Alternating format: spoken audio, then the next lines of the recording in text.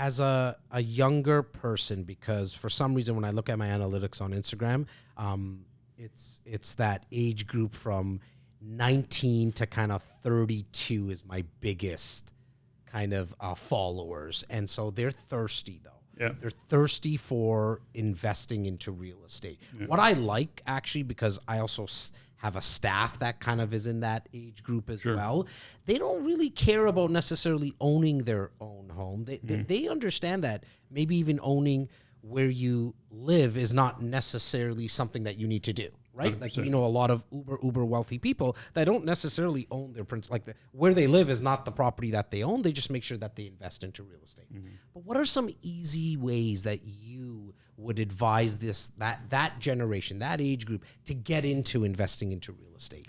Well, I think there's a couple of fundamentals around it. Usually there's a challenge with cash, right? And can we come up with that down payment, and can we make things happen? And when you go to get financing, you're getting financing on an investment piece of real estate, makes it a little bit tougher. Can you get in?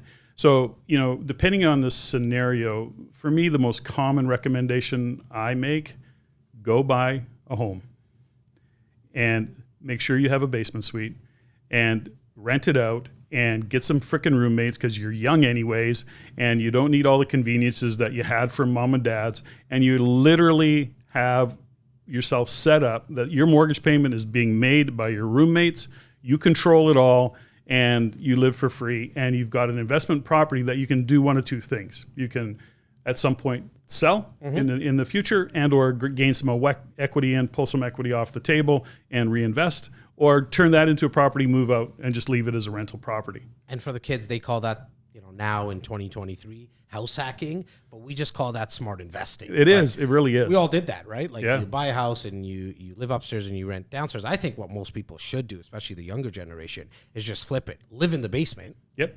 Right? And just get rid of that mindset that you need to kind of keep up with the Joneses. In Brampton, we say keep up with the Sings. But it's an interesting conversation, Jazz, because here's the thing, right? Is that's the difference between, in my experience, that mindset is the difference between creating wealth early on and delaying it. And because you're living into a whole different, yes, live in the frickin' basement, rent it out. Get that upstairs hacked out, exactly, rent it out, and that's what you create wealth. If you have to move from mom and dad's and expect that same lifestyle, that same level of home, entering the conversation with, all of the bells and whistles, well, that's going to set you back. It's going to slow you down. What do you think it is? Is it just because they don't want to tell people that they live in a basement? Like, is that kind of the mindset? There's lots of ego around it, but I think it really is, we know what social media is like. You're on social media. I'm on social media. We're old enough and wise enough to know that those moments in time that are captured are just moments in time. It's like the couple walking down the beach in the sunset. It's like this perfect scenario. And little do they know that, literally 3 seconds before that shot was snapped, that couple was fighting, and she was going to storm off, right? Laura always talks about it. If it didn't happen on Instagram, it never happened. Yeah, right? Exactly. It's those hallmark moments, right? So then what are you comparing yourself to? And the psychology of it is very interesting. And I think we can all be at the effect of it beating ourselves up for what we're not enough of. What we haven't achieved because we're busy comparing ourselves. But when you really dig into it, and being in the business that I'm in and been a coach for 25 years, and you start to realize what's in behind all of those pictures, right? And it's hard, though, to convey that message. There's a fundamental, it's interesting when it comes to all of that. There was a friend of mine, really wealthy guy, and he's over at my house, but I've used this question a lot. This is what opened up the conversation one day.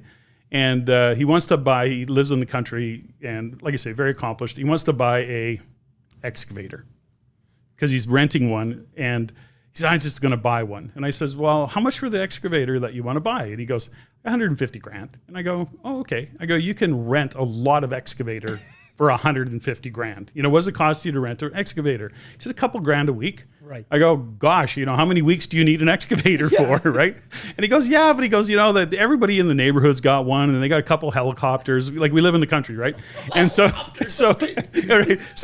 I'm going, and he's comparing himself to this, and I'm joking. So I finally said to him, I said, here's a question I got for you. And he goes, what? I go, if nobody knew you were going to own an excavator, would you buy an excavator? And he went, that's a good question. No.